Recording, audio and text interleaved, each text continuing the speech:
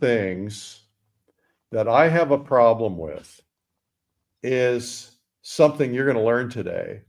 Angela Bandurka in Seattle, Washington, what are you going to teach us today on Art School Live? Well, I'm going to take a painting and I'm going to show you how you can make it pop just right off of the wall so that when you go into a gallery or somebody looks at the piece, they really get drawn right into it. You know, I think that's really interesting. I'm curious about this, and we're going to dig into it here. That happens to me. I walk into a gallery, you can see 50 paintings, like, you're going around looking at everything, and all of a sudden one just draws you in, grabs you and pulls you in and says, come look at me closer. And you walk over there and then you go, I have to have this. I have to own it. And you're going to show us how to do that today. Well, I'm hoping. If you don't, we're going to have to scold you or something. Yes, you will. You're going to do great. I think it's really exciting. Well, let's get the show officially started. It's Art School Live with Eric Rose. All right, Angela Bandurka is our guest today. She's a fabulous artist. Let's show some of her work right now, just so you can get a feel. Ooh la la, look at that. Well, let's just look at that for a second. Look how she's got the sparkle on the metal, on the cup, and the gold really looks realistic, and the flowers look delicate, and the cup and the flowers look real. Man, if I could paint like that, I think I'd quit my job and stop doing my YouTube show. I love that. What else do we have? Wow, look at that. Looks like that should be titled The Art Store. Okay, nice. Very nice. So you're a very, very good painter, very delicate, very good composition. There is definitely something that draws you in. I'm curious what that's going to be. So you're going to show us now. Let's get right to our guest, Angela. Take it away. I've got a teacup here, and what my challenges are to make it pop up against the background. And a big part of this challenge, I'm going to be showing you throughout this demo. So stay tuned, because with my painting style, it typically goes all the way through to the end. And then people will come up and say, oh my gosh, all of a sudden it just came together. So what you're saying is it might not look perfect for a while. It might not look perfect for a while, and that's okay. And what are you painting in? Are you painting in oils? I'm painting in acrylic. Oh, okay. And what are you painting on? I'm painting on a canvas. This is a 9x12 canvas. It looks like a board. It does look like a board here, doesn't it? But it is a canvas. It's not. It's a canvas. Okay. It is a canvas. And what I'm going to do is I'm just going to start by going in.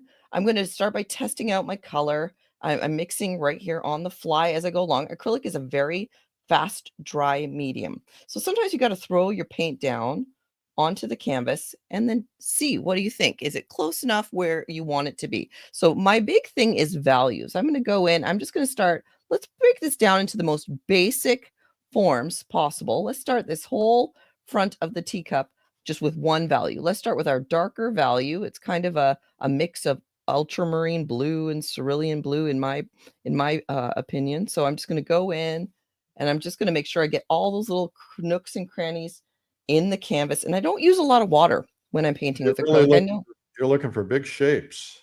I'm looking for big shapes, and I'm not necessarily stressed about detail at this point. I'm really just looking at filling in a shape and figuring out, okay, what shape is it?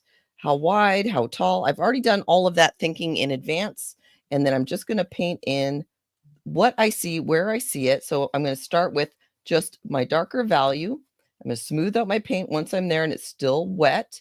I'm going to go a little bit bigger than I need to in terms of the shape, so that if I come over into my T area, I'm not going to stress out about it. If I go into another area where, maybe I didn't want to go, that's all right, because I'm going to creep back into it a little bit later by starting with these darker values first and just laying in the form.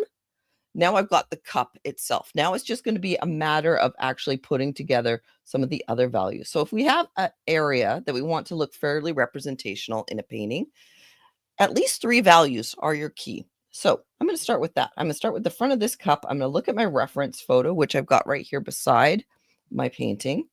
And I'm going to say, okay, so the bulk of my darks are right here in the foreground middle and right on the side. Then I've got a slightly lighter value.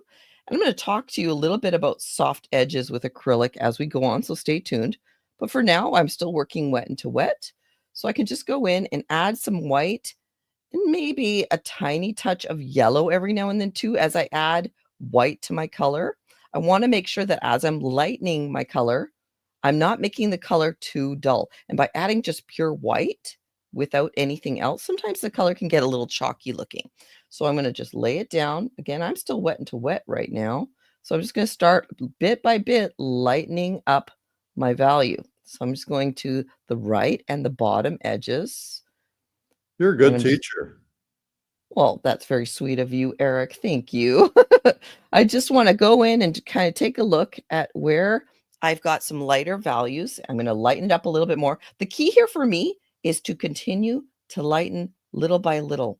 And again, think about keeping that value nice and warm. So not just white, but ask yourself the question, do I need to add a little bit of yellow to this color as well, just to brighten it up? And of course, the first thing you're going to think of is with blue.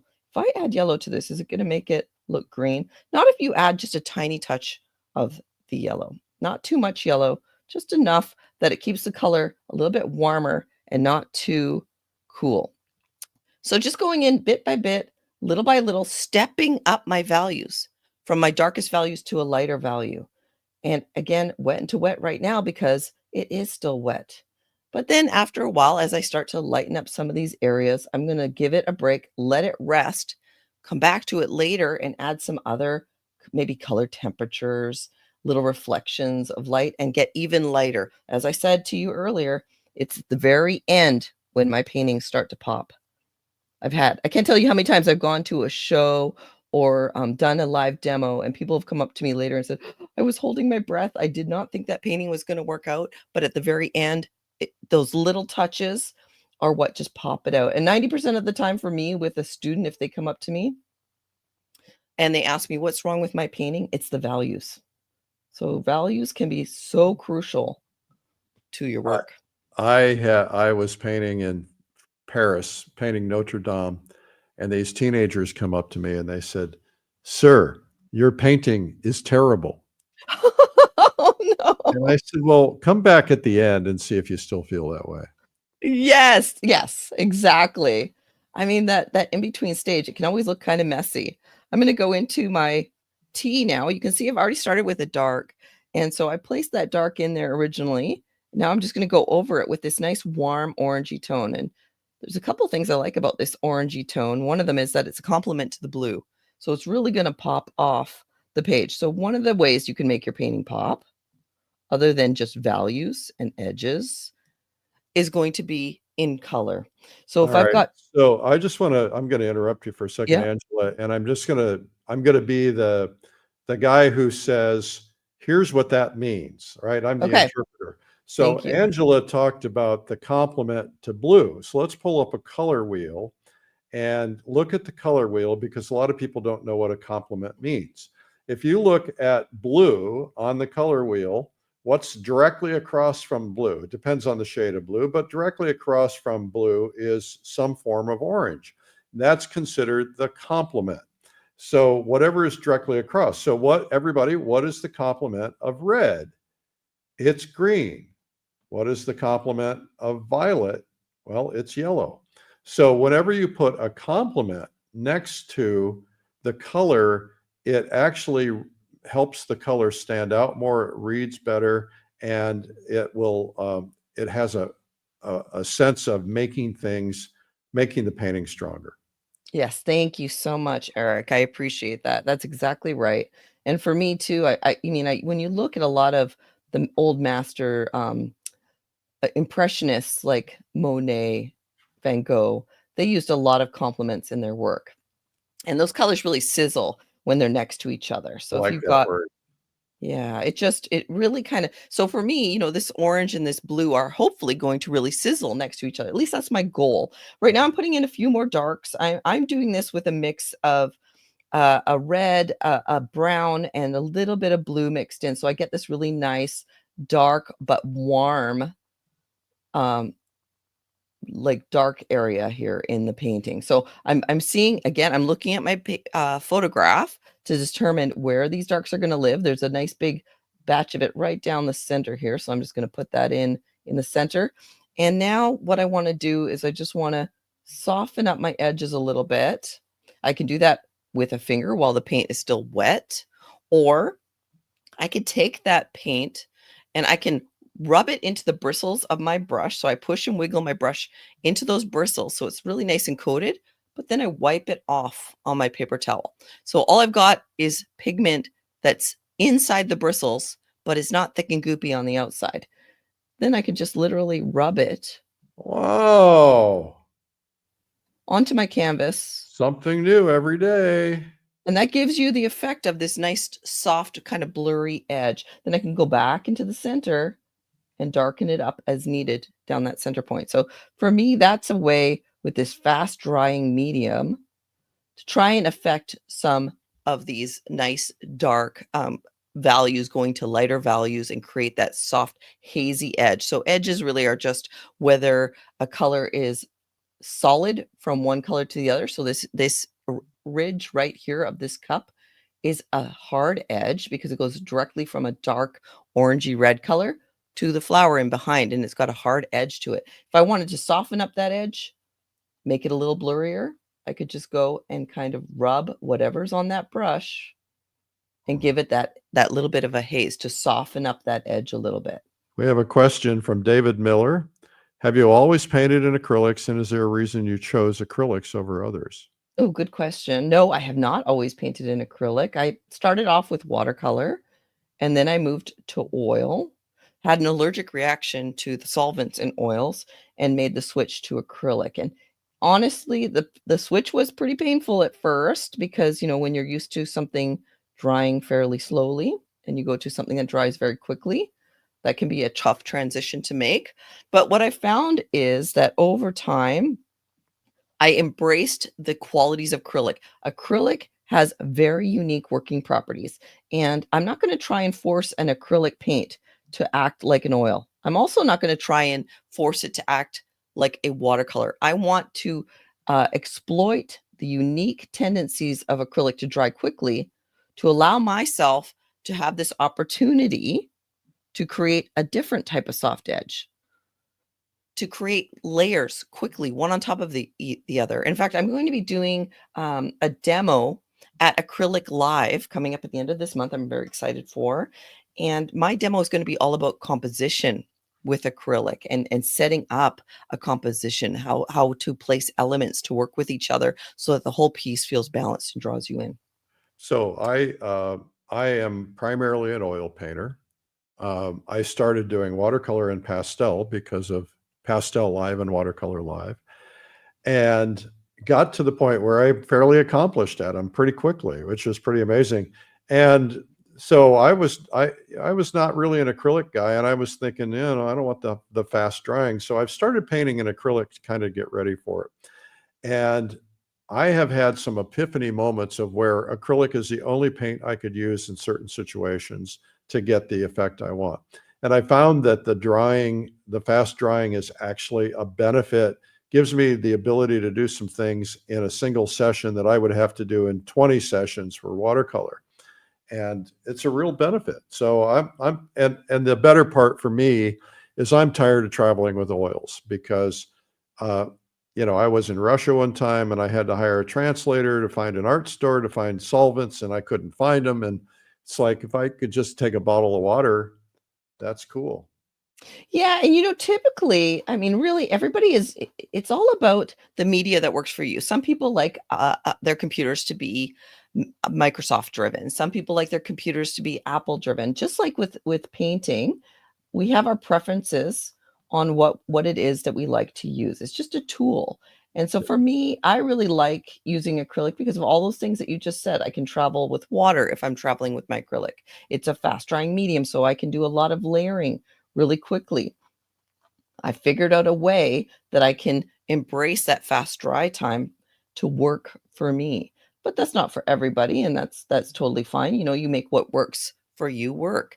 But I also use gouache when I travel. And I don't know if you've worked with gouache before, Eric. I'm sure I you work have. with it all the time. And lately I've been using acrylic gouache. Oh yeah, acrylic gouache is a lot of fun.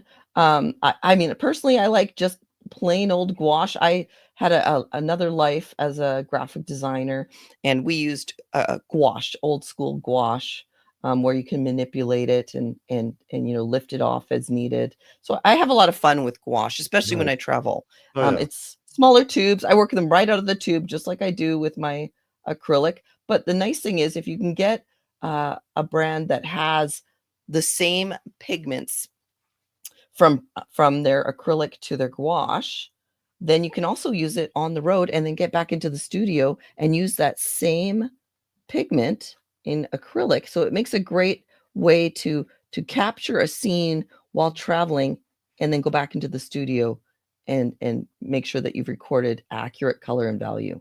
Yeah. So last week I had a birthday present. My wife came into me and she said, I need a painting for a birthday present for the neighbor. And I said, well, I don't have anything I'm willing to give up. She said, well, paint something.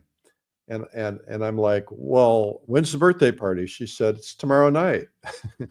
Oh gosh. So it's like, okay, no pressure. And so I had to paint in something that would dry fast. So I painted in acrylic because of that. So, Yeah. I think those of us who paint just need to master all the mediums. Yeah, and get to know why a medium works the way it works so that you can, like I said, exploit it to use it for your benefit. What is it going to do for you? So that's really where I'm at, is I try and get to know my medium as best I can, so that I can figure out how I can make it bend and work for what it is that I'm trying to achieve. Yeah. You're going to be teaching on Essentials Day for Acrylic Live, which is the day before Acrylic Live starts. Everybody Correct. attends it. Hello, namaste to Mumbai, India. Hello, Netherlands. Tell us where you're watching from. We'd like to hear from you across the world. I see Italy here. Viral in Italy. Thank you. Wonderful. All right. So as I continue going through this, what I'm doing is I'm just starting to add more and more values in places I might need to darken up some values. I'm going to save my lightest lights for the end when I can really make this painting pop using edges and value to really come together. So I'm just still creating the basic shapes using just a few different values, lightening up as necessary, adding another color for some of the reflected light.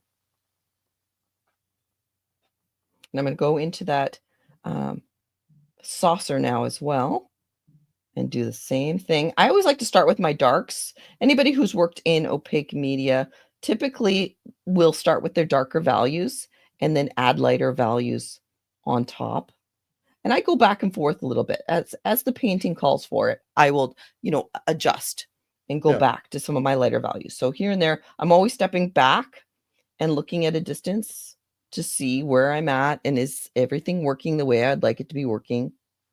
But I start off with those dark values and then I'll reassess before I go in and pop in my lightest values. Again, as I said earlier, I always tend to go a little bigger even than necessary. I don't worry about reflected light or other color temperatures quite off the get-go. I might just put in my values and then go from there. Nice. Okay. Now there's a lot of texture on this cup. You'll see around the edges, we've got a little bit of a scalloping. I'm not going to worry about that too much for the purposes of this demo. I'm just going to leave that for now. But honestly, when I'm painting, I will typically save that for the end anyway. It's decorating the cake. Bake the cake first, then decorate it. That's right. Exactly. I'm going to soften up these edges just a smidge by going in and just kind of rubbing my brush around them. So I've got some of these darks in, and then I just soften up the edge a little bit. And I'm darkening up this color, not just with the blue. I've got a mix of two blues. I've got a cerulean blue and I've got an ultramarine blue that I'm going to put together. And then if I want to make the color a little less happy, so to say, a little less vibrant, I add a tiny bit of brown. And my brown here I'm using as a transparent red iron oxide, which is a nice translucent dark. Are you painting on linen or cotton? This is just a cotton canvas here. Typically, depending on the size of the canvas, if it's small, I will actually work on a board. But if I'm working larger, I can work on a canvas. I don't really love the perfect even weave of canvas, so I like it to be very small. Linen is lovely too. I like linen for oil paintings. I don't tend to paint on linen for my acrylics, and that's just a personal preference. No, I don't like cotton. it absorbs things and makes everything go flat. Well, I hope I won't do that here. I'm hoping that Well, that will no, not well, happen. this is the big test. We'll find This out is if you're the test. going to pass the test or not. Yes, you will all be the judge. So I've got a bit of Typically shadow. I avoid it, but sometimes somebody gives me a canvas and I don't have anything else and I grab it and then I'm like, why did I do that? Yeah, it's always interesting. I mean, brushes too, paint, brushes, your support that you're painting on, all of these things matter, and all of them are individual to each of us as artists. It's always interesting to see what different artists use for their paint brushes. For example, we all have a very specific um, interest in brushes. Like some people like a really stiff, thick, heavy brush that doesn't have much give. I'm somewhere in the middle. I like a brush that has a nice give so that it's not too stiff. But I work fairly thin. I'm not working super thick until the very end of my painting when I put my lightest lights on. I like something that's a synthetic. I always recommend for people working in acrylic to use a synthetic brush, not natural hair bristles, for a couple of reasons. But the main one is being that acrylic is really hard on natural hair bristles. That's good to know. I didn't know that. Something new. Yeah, it's just one of those things that you kind of figure out over time. Like, why spend all that money on a gorgeous natural hair bristle for acrylic when it's just going to eat it up and it's just not going to last very long? So I'm going to go in here right beside my darkest dark with a slightly lighter value right around and beside it. And I'm going to dry brush over it. This is a way, as I said before, to create what looks like a soft edge. So again, I'm going to load up my brush by pushing and wiggling it in the color, wipe it off on my paper towel. I'm going to go next to the value I want to soften the edge of and just go back and forth, straddling the dark and light area so that I get what looks like a nice soft edge.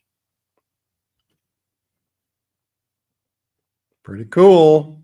And then I'm just going to keep doing that all the way around. If I have now this shadow underneath the spoon is going to be a little bit more of a hard edge, but I'm still going to start with this in between value where it's not going right to the light yet. I'm going to start by going to a mid-tone. I'm just going to go around and just kind of lightly touch the canvas. Now I'm sitting very close to my canvas for the purposes of this demo so that you can see this really up close. But typically in my studio, I'll stand farther back and I try and hold that brush as far back on the handle as possible. For most people, this feels incredibly uncomfortable. And it did for me too when I first started.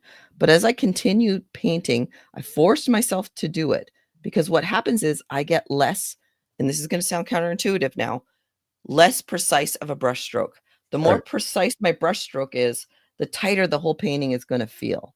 Yeah. So if I want the brush stroke to be a little bit more intuitive feeling, a little bit more lively, I'll hold my brush farther back. So if you see me getting up close, it's because I'm literally sitting a foot from this canvas. Hey, we're going to take a quick break. We'll be back with Angela in just a minute. And I'm excited to see what she does. She starts laying in the lights. It's going to be pretty cool. We'll be right back.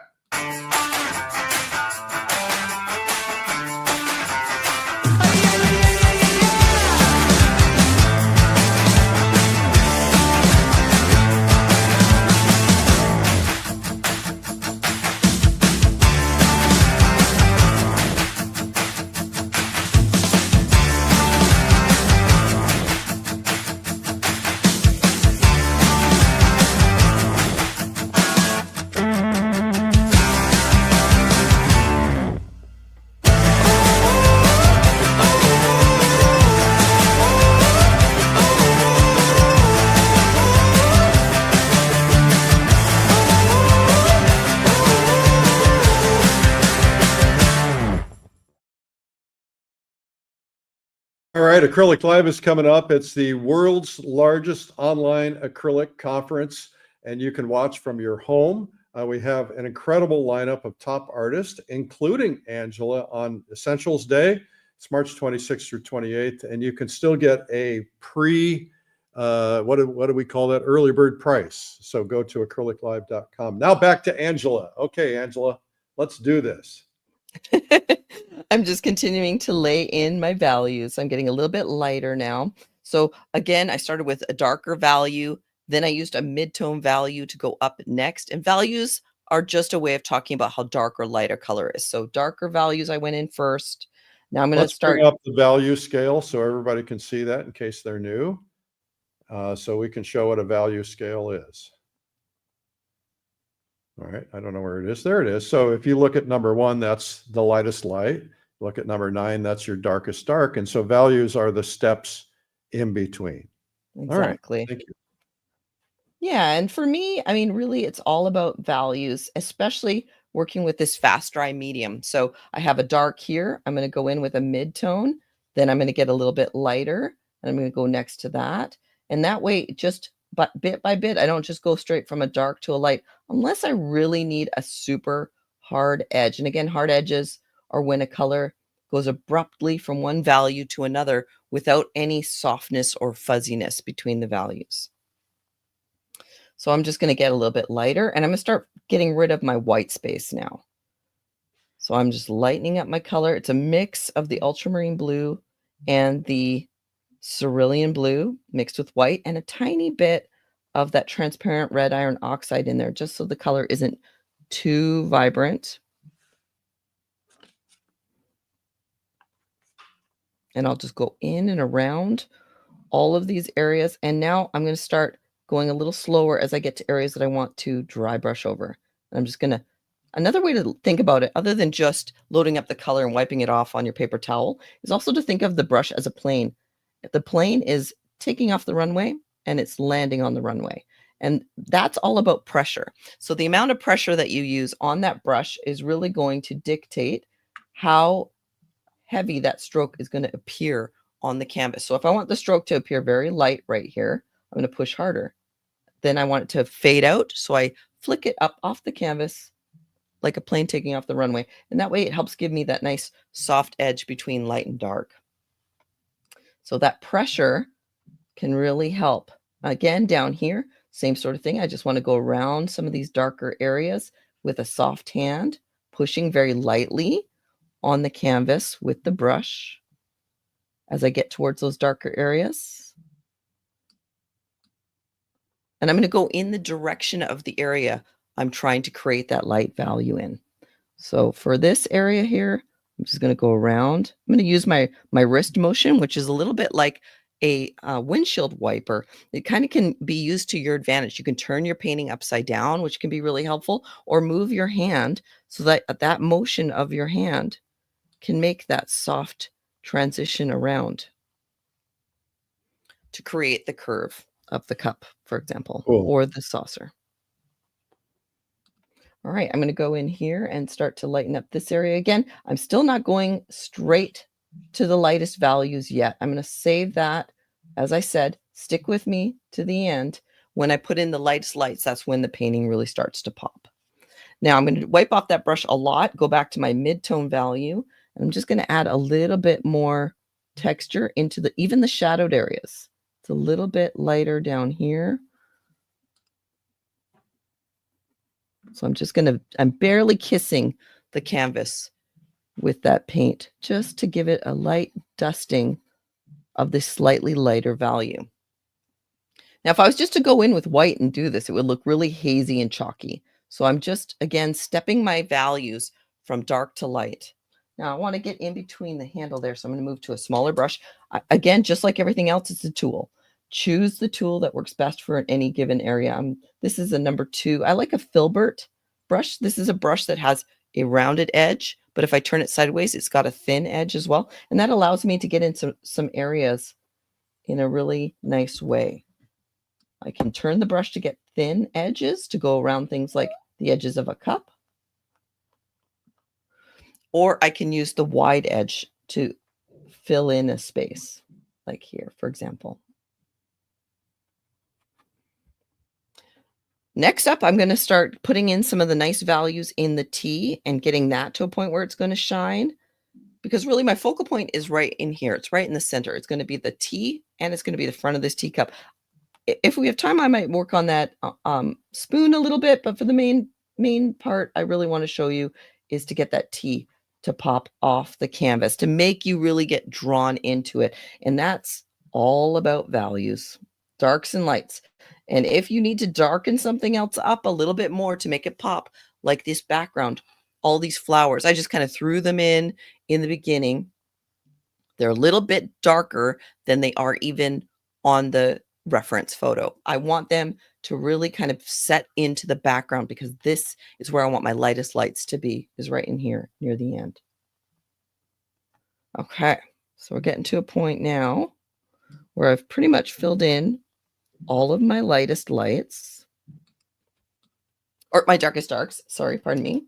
I can't think and paint at the same time, clearly. So next, what I want to do. Sorry, what was that, Eric? I said I can't either. I don't believe that at all. I think you probably can think and talk at the same time brilliantly. It seems like you do. Okay, so I'm going to go in and I'm going to start working on that T again. The key for me is making sure that this brush is never sopping wet. So watercolor is something that I used to do a long time ago, and water is very important when you're painting with watercolor. And of course, acrylic is a water-based media. We think of water as being super important. However, if I add water to my paint, what's going to happen is my paint is going to get very translucent, and that's not what I want. What I want is really opaque color that I can layer on top of each other so that I get those values to really pop. So anytime I wash the brush like I just did, I wipe off all the water off the handle and the bristles itself. So I'm just using paint. And I don't use a stay wet palette. A lot of people do. That's a type of palette where there's a wet sponge underneath so that the paint stays fairly moist through your painting process. But for me, I prefer just using paint on its own. Now, I also live in the Pacific Northwest, so it is a lot more humid here than a lot of regions. If you live in a really humid, real arid region as opposed to humidity where I live, you might need a palette that's going to allow your paint to stay wet longer. But the one thing I will say about painting this way is it has really taught me to help to work on color mixing on the fly. So I really feel like that's something I work on, is really mixing on the fly, because I have to. I have no other choice. I'm going to mix a bit of yellow, well, actually quite a bit of yellow with a little bit of red mixed in and a tiny bit of white. If I add too much white to a red and yellow mixture, it's going to go peach. So I've got to be careful that it's mostly yellow, a little bit of red, touch of white to lighten. I'm going to wipe off this brush on my paper towel now that I've pushed and wiggled it into the paintbrush. So I have lots of that color in there, and I'm just going to start going in and gently kissing some of the areas where I know I'm going to want some vibrancy. I think I want that to be a little bit more reddish. So I'm going to add a little bit of red. A lot of times you have to put it on the canvas to see. Nothing is in a vacuum. It's all about relationships. So if I go in here and I'm painting an area and I think, oh, that's a little too yellowy, I need it to be a little bit more reddish in context of everything else going on around it, I'll just go back in and add a little more red into my mixture. So I'm warming up some of these areas that eventually are going to have some really nice lights in them, making sure that they are nice and soft. So I'm painting some soft edges. So I'm just wiping off my brush after I load it and just going in and kind of starting to brighten up some of the warmish tones that I want in there. I'm going to go to a smaller brush now to get some of those really nice reflected lights. And I'm going to go to a more yellowy tone. Wipe it off. Again, I'm going to keep this really soft. I'm going to go in the middle of these orangey areas that I put in earlier. And I'm going to start by creating a very soft glow. So you can barely see what I'm doing here. But what I'm doing is I'm setting up the glow that's going to happen when I put my bright lights in. So right now I'm just going in softly and creating a little bit of a nice start to my glow. A big part of making something look like it's glowing and popping off the page are these soft edges that happen around the hard-edged light. So I'm keeping those edges soft and blurry just for now. So I'm literally, if I know I'm going to have a pop of a bright yellowy highlight here, I'm going to go around and just create a nice soft, slightly blurry, kind of orangey glow in there. That's not yellow. It's not the lightest light. It's a little darker, than what the light is going to be, but it's going to start helping me get this nice glow effect. So when I put the highlight in the middle of it, it will look like it's glowing.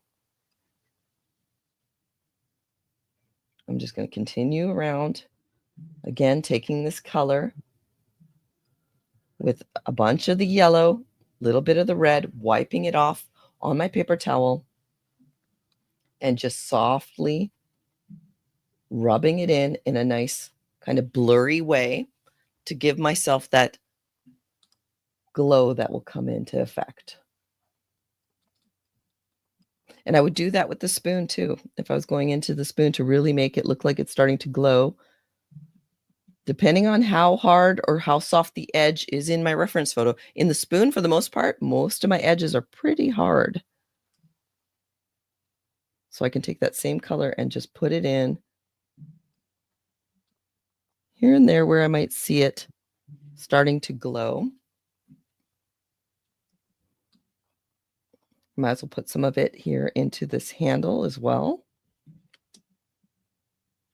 While I've got that color, again, mostly yellow, little bit of red, maybe a touch of white. Maybe this white isn't necessary, especially if you're using a nice opaque, light, cool yellow like I am. I like to use a cadmium yellow light for my light. A lemon yellow is a good color too, if you can find it. And that way I have a nice opaque yellow because I want to apply my lightest lights on top of my darks. And to make those really pop out, they need to be opaque. And then at the very end, I can plop them in nice and thick. And they really pop off the canvas.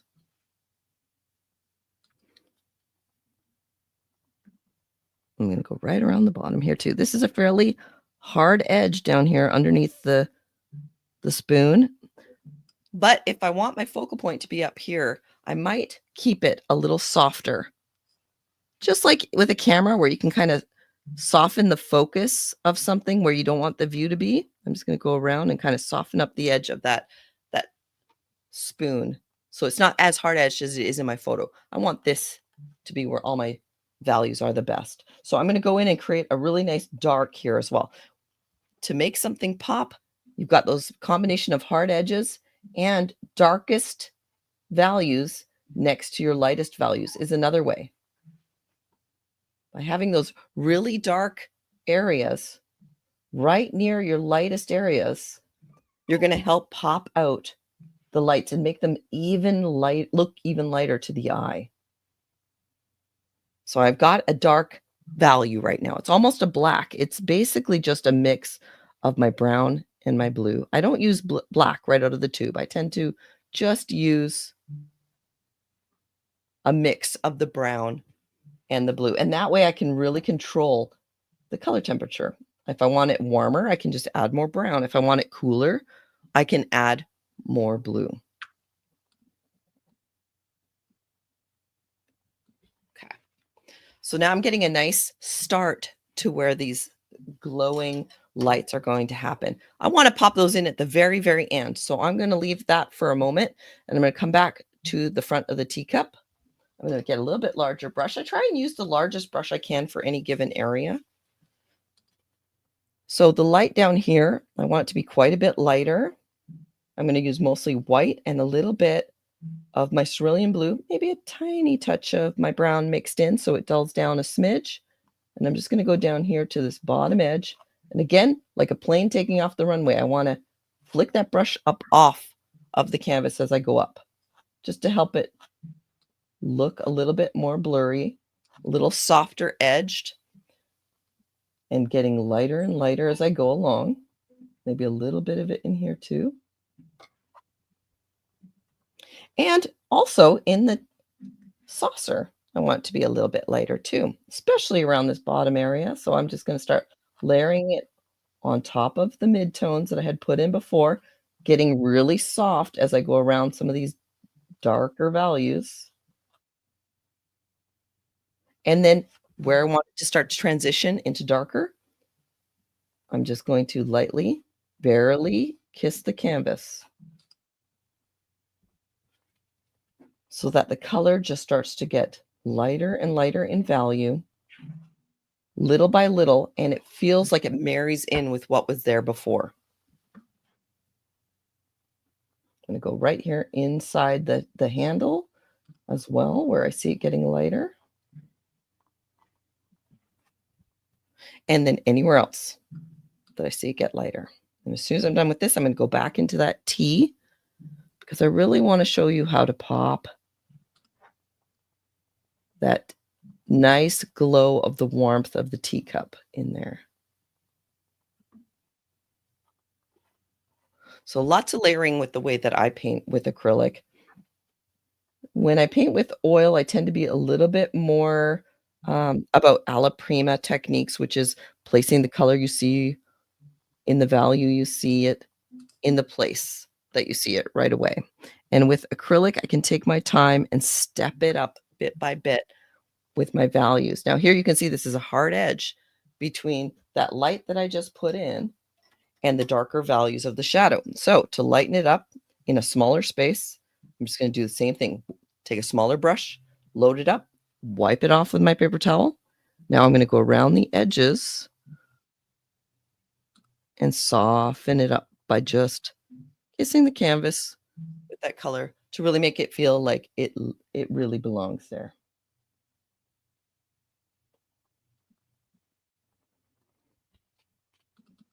And if I want my edge to be a little harder as it gets closer to the spoon, because edges on shadows typically do get a little bit harder as they're closer to the object that's casting them, I can let that be a little bit harder, but I want to keep it softer where it gets farther away. Okay. Now, with teacups, a lot of times, even if there's a lot of white in it, I will save the white, because then I can go in and I can add much lighter value on top. And even in whites of a teacup, you're going to get a glow. And if I go straight to white for the lightest area of a teacup, I won't be able to get that glow. So right now, even this is not pure white, but I just get lighter and lighter as I go along, so that the glow starts to happen. It starts to give you that feeling that the teacup is coming down. The saucer is indented in the bottom, and it kind of wells up a little bit. All right. Now, I'm just going to do a little bit of this reflected light from the handle here. Maybe start to put in the hint of a few lights here on the edge of the cup, as well as in the reflection of the handle of the spoon. Do you try to use thicker paint in a case like that? I am. Yep, you're right. Exactly. But I'm going to start with thinner paint first. I'm going to start with thin paint to create the glow a little bit more. So I have a glow here. I started with a little bit of an orange, but right now what I'm going to do is I'm going to take a little bit of a lighter orange color, and I'm going to go into the center first, because I don't want this to be too hard edged. And I'm going to go in, I'm going to create this nice kind of a glow just by rubbing it in really nice and soft. Then I can go in with my mix of white and yellow. And now is where I can scoop up the paint. Now it's a little thicker on my brush. And right in the center of that kind of rubbed in, haloed area, I can place in nice and thick those little gobs of bright. And that makes the spoon reflection, which of course I haven't painted on the spoon, but you can see the reflection starts to look really nice and glowy. Now I'm going to do the same thing in the tea itself and along the edge of the teacup too. I'm going to start with the tea itself. So I'm going to do the same step. Now that I've got all these glowy areas, what I'm going to do is I'm going to go in, and this is kind of a mix. It's not pure yellow. It's got a little bit of red in it and a tiny bit of white. And I'm going to pick it up on my brush. Again, it's a little thicker. You can see now the brush has some thicker paint on it. And I'm going to go in and just start putting in some of these lights nice and thick where I see them. Right in the middle of some of those glow areas that I had painted before. So the areas that were kind of soft and hazy looking now just become a glow for that light. And I'm going to go right around just the edge here of that T line. And in fact, I'm going to take some of my red with a little bit of yellow and do a little bit of it just in the red and yellow as well. So this is a darker value, but it's still going to go in nice and thick to create some of these slightly darker brilliant highlights. So they just give that bit of a glow. Now, if I want it to glow outside of the cup too, and maybe onto my background a little bit, I'm going to go back to that mix of the yellow and red, never just white. If I'm going to do a glow, even if the highlight is going to be white at the very end, I'm still going to create an orangey mixture, wipe off my brush. Well, for golds anyway, so let's put it that way. If I want this to glow, let's say right over top of the flowers and everything, I'm going to create a hazy area there. Then I can scoop up some of that white mixed with some of the yellow, and right in the middle there, plop in that nice highlight.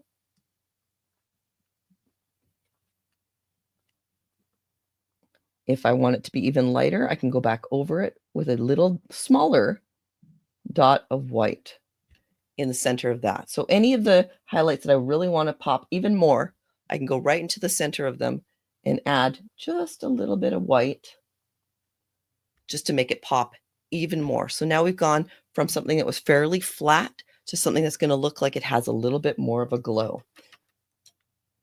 I'm going to wipe off this brush, and I'm going to do the same thing around the edge of this cup as well. Now this is blue, so I'm going to start with a light blue, white.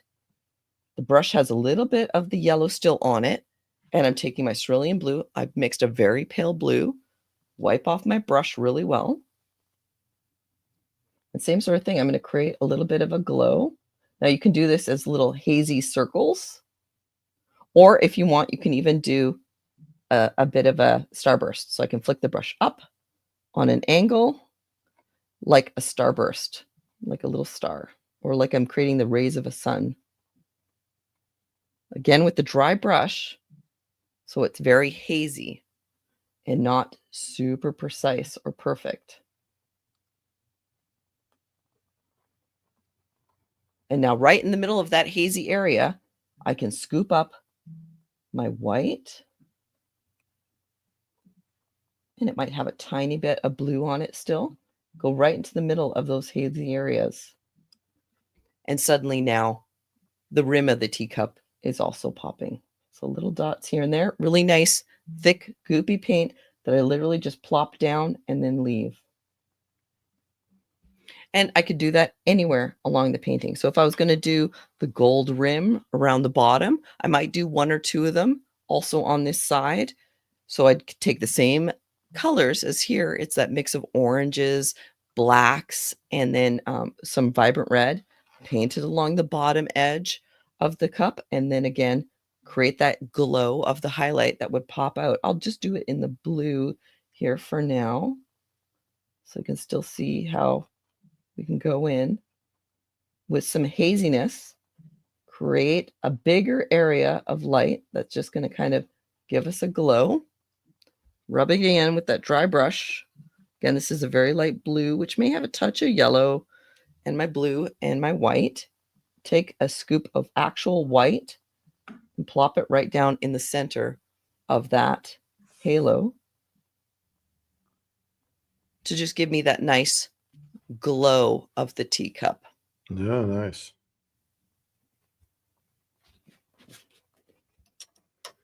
Amazing how those little tiny touches make such a difference. It's just a stepping it up little by little for me that has really made all the difference in making something look like it goes from a dark to a light with a nice glow. So I'll put a little bit of it here and do a little bit of this handle as well. I'm going to keep my edges soft on my spoon, especially as I go farther off the canvas here. So that's kind of a nice blurry edge here, because I don't want that to be my focal point. It's helping to draw your eye in. And I'll talk a lot about composition, or I'll talk about composition when I do my demo with Acrylic Live. Coming up, like I said, at the end of March. I'm really excited about working on composition. It's a really, can be a really difficult subject matter and a lot of fun to explore. So I'm going to try and make it fun. It's so important. So many people get it wrong. You know, it's all of us struggle with it for sure. There are a couple of little tricks that I'm going to show you in Acrylic Live of a way that you can see it. Half the battle sometimes is seeing where the problem is. Yeah. So I've got a little trick that I'm going to show you in Acrylic Live's Essential Day. It's going to give you, hopefully, a method that you can use at home to see where maybe you've gone wrong and how to fix it. You know, I think what's amazing to me, as Maribel was talking about how it's amazing you never thought of wiping the brush and leaving paint inside the brush to paint. Thanks for the tip. When you're on Acrylic Live, you're going to get 100 or 200 little tips like that. Every artist has their own thing that they've figured out, and some have passed it down generationally. So it's a great opportunity for everybody. I hope you'll think about coming. Absolutely. I'm really excited about it. I'm excited about teaching at Acrylic Live, but I'm also excited about seeing the other artists and what they're going to be presenting too. Yeah, well, I'll be there as a student as well. Most of the instructors attend the whole time. They're in there answering questions. It's really nice. And you're learning too. Absolutely. I mean, there's never an end to the learning process. The more I feel like I've learned, the more I realize I have to learn. Unfortunately, there's an end to this, and it sounds like that end is coming in about 4 minutes. Absolutely. I'm about pretty much done here on most of the glow that's inside the tea. I'm just going to do a few last touches here on the handle here of the spoon. And again, it's the same sort of thing. I start with a few different values and then I gently put in my lighter values. So starting by building it up bit by bit, at the very end, when I put in those little dots of light, that's where the magic seems to come in. That's where it activates. It's almost like by putting in the highlights, you've turned your painting on and you've activated it. The on switch has been pressed. And then I'll just continue on my own time here. I'll continue to refine this bit by bit, playing with my edges, but again, trying to make sure that I keep that sense of glow and warmth that will hopefully draw your eye right in to this area here, and then explore the rest of the painting to see what else is happening in it. Awesome. Well, why don't you come on camera so everybody who came in late can see you and meet you. All right, we'll do. All right. Our guest today is Angela Bandurka, and she's in Seattle, Washington. Angela, thank you for coming all the way across the country and all the way across the world and serving us all today. Thank you for having me. This has been a lot of fun. I really appreciate it, Eric.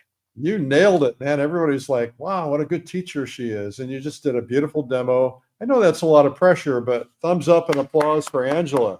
Oh, thanks, Eric. I appreciate it. We've put Angela's Instagram handle and her website and all of the things that you need to know in the chat. So if you want to find them, just go in there and look for them. And that way you can visit her and see her online teaching and some of the other things that she does as well. Angela, thank you. Thanks, Eric. It was really good to be here with you today. It was great having you. We're honored. Bye-bye. Bye-bye. Well, as she mentioned, she's going to be teaching on Acrylic Live, and you want to make sure that you come to that. It's coming up in March. We're in March now, aren't we? So it's about 2.5, 3 weeks away, I guess, and you want to sign up. It's the world's largest acrylic conference, maybe the only one, actually. And it is massive. We will have people from, all over the world watching simultaneously. Some will watch on replay. Everybody gets a replay. So you can sign up. And of course, there's different levels you can sign up at if you want. We also have coming up the Plein Air Convention. I want to just play something for you real quickly about that.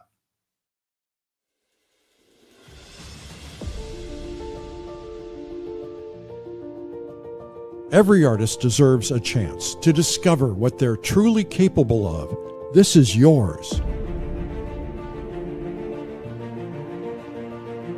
Join the world's top painters for 5 days of immersive learning, creativity, and connection in the most picturesque regions of Lake Tahoe and Reno. I enjoy the scenery, I enjoy the locations, and I enjoy meeting people. With hands-on coaching, 5 stages, plus daily painting sessions and a community of passionate creators, you'll grow your skills like never before. It's a wonderful experience. I mean, it's a wealth of information. I got personal instruction from 𝗕𝗶𝗁𝗃. Do you believe that? I'm so excited. It's just awesome to hear other people talk about painting. At PACE, you're not just learning, you're connecting. Build lifelong friendships with like-minded artists who share your passion.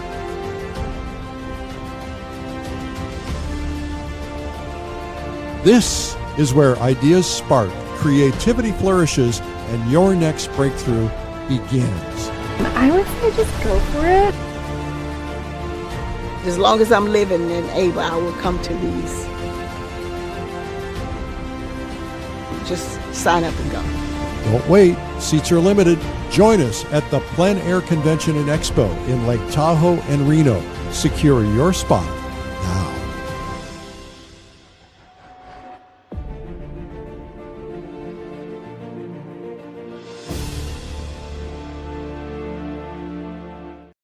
I love that line. As long as I'm living, I will come to these. I remember the first time she came. She actually came because she won a prize. She was at my Adirondack event, or one of my events, my retreats, and she won the prize and she came. And then she's like, I'm coming back forever. This is like too good. So we hope you'll come and join us in Lake Tahoe. There is a price increase on the 14th of March, which is just 10 days away.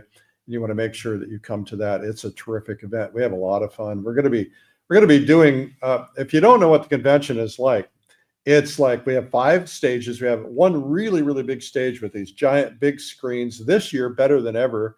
And then we have smaller stages. So we'll have like a watercolor stage and a pastel stage. We're teaching, we have a demo stage. We're teaching in different places and different things at different times. We have some speakers, but not too many. Most of it is demos. And then we have this giant expo hall. We have painting every day. We go out, we're going to go to Lake Tahoe. We're going to go to the High Sierras. We're going to go to Virginia City, the old Western town. We're all going to dress up in our old Western duds. We're going to be painting in Reno. And we're going to have a closing party where we're all dressing up like 1930s gangsters, which is going to be a lot of fun. And we always have a dance on the last night. We just have so much fun. We hope that you'll come.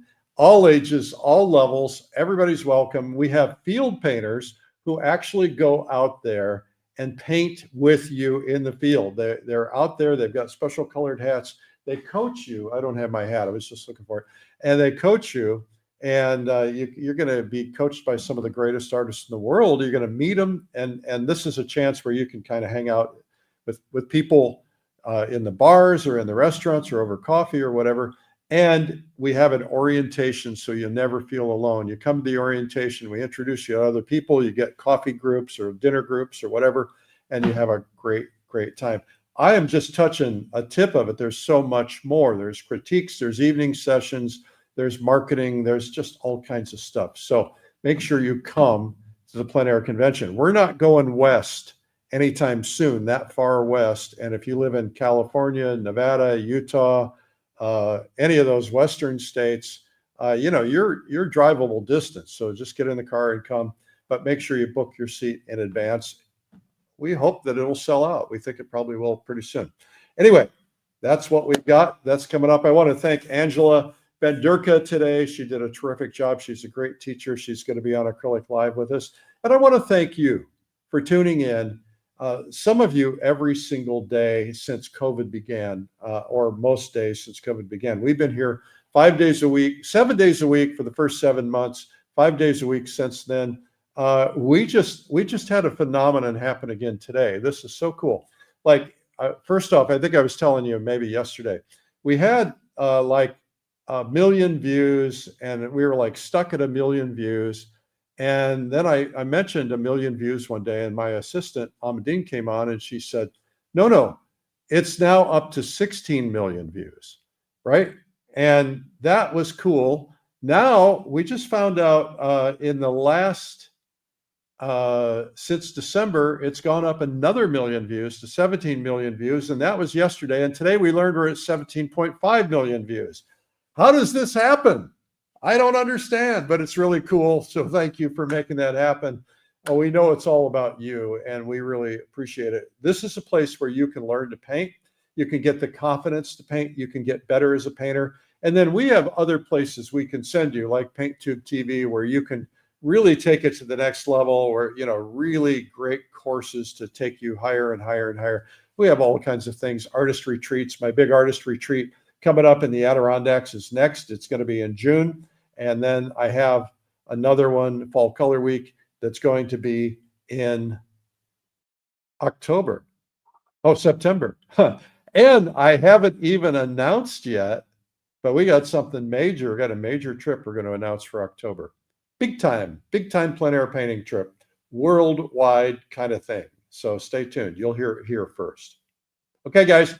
Thanks again. Thanks to Angela. She's a rock star. She is now high on our list. She's a great teacher. We love her. Thank you so much, Angela.